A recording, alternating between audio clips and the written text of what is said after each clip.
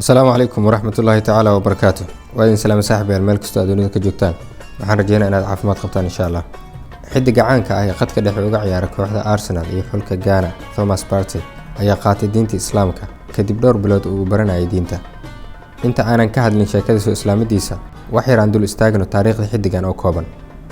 Magaciisa oo dhammaystiran waa Thomas Teye Partey. Waxa uu ku dhashay magaalada Krobo oo Damase ee dalka Ghana. Waxa uu ka soo jeedaa qoys Kiristaan Katoolig ah. Aabihiis waxa uu ahaa tababare koox yar oo ka dhisneyd magaaladii ay ku noolaayeen. Thomas waxa uu ku biiray isla naadigii oo aabihii tababaraha ka ahaa, waxa uuna ka ciyaari jiray khadka dhexe oo uu hadda caan ku yahay. Dhowr sano kadib, Thomas waxa la wareegtay kooxda Odometa FC oo ka mid ahayd kooxaha magaca weyn ku leh dalka Ghana. Halkaas ayuuna sanado fiican ku qaatay. 18 sano markii uu gaaray, waxa qaab ciyaareedkiisa aad ula dhacay mid ka mid ah wakiilada kooxaha Yurub, waxaana uu u ballan qaaday inuu geyn doono dalka Spain kana ciyaarsiin doono horyaalka La Liga ee dalkaas. Markii uu yimid dalka Spain, waxa uu ku biiray naadiga Leganes ka hor inta aysan la wareegin kooxda Atletico Madrid. Da'diisa oo yar darteed, waxaa lagu daray akademiyada kooxda ee Atletico Madrid B.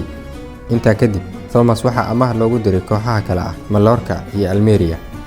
2015, Partey waxa uu ku soo laabtay naadiga Atletico Madrid isagoo waayo aragnimo ka soo helay labadii koox ee amaahda loogu diray. Waxa uuna boos ka helay safka koowaad ee kooxda Atletico Madrid. Wixii intaa ka dambeeyay, Partey ciyaaryahan muhiim ayuu ka noqday kooxda Atletico Madrid isagoo 2018 kula guuleystay naadiga UEFA Europa League iyo UEFA Super Cup. 2020, Thomas Partey waxa iibsatay kooxda Arsenal oo kula wareegtay qiimo dhan 50 milyan oo euro, taas oo ka dhigtay ciyaaryahankii abid ugu qaalisanaa Ghana. Thomas Partey markii uu ku soo biiray Arsenal, la qabsiga naadiga iyo nolosha magaalada London aad ayay ugu adkaatay, laakiin dhowrka bilood ee la soo dhaafay aad ayuu la qabsaday kooxda Arsenal iyo guud ahaan nolosha magaalada London. Tan iyo bilowgii sanadkan 2022, Partey waxa uu ka mid ahaa ciyaaryahanada ugu muhiimsan ee kooxda Arsenal. Haddii aan taariikhdiisii hore intaa uga gudubno, su'aashu waxay tahay siduu ku soo islaamay ciyaaryahanka. Thomas Partey waa ciyaaryahan aad u afgaaban oo aan xitaa isticmaalka baraha bulshada ku badnayn. Noloshiisana waa mid inta badan qarsoon. Sidaas darteed, in si fudud lagu helo soo islaamadiisa, inta badan bulshada caalamka waa ay la yaabtay.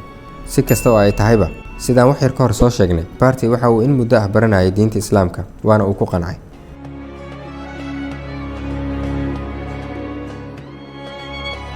Qofkii uu Ilaahay khayr la doono, diinta ayuu fahamsiiyaa. Waxa kaloo xusid mudan inuu xiriir kala dhexeeyo gabar muslimad ah oo u dhalatay dalka Morocco, taas oo la sheegay in qayb weyn ay ku lahayd soo islaamada Thomas Partey.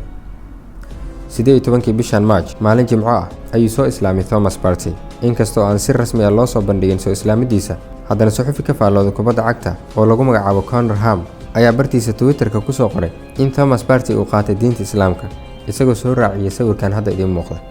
Waxaan Allah uga baryaynaa inuu ku sugo diinta, fahamsiiyo, kuna hanuuniyo wadada saxda ah. Walaalayaal, mawduuceena maanta intaas ayuu ku egyahay. Intaan ku kulmayna mawduuc midkan oo kale ah, waxaan idinkaga tegaynaa caafimaad. Wassalaamu calaykum waraxmatullaahi tacaala wabarakaatuh.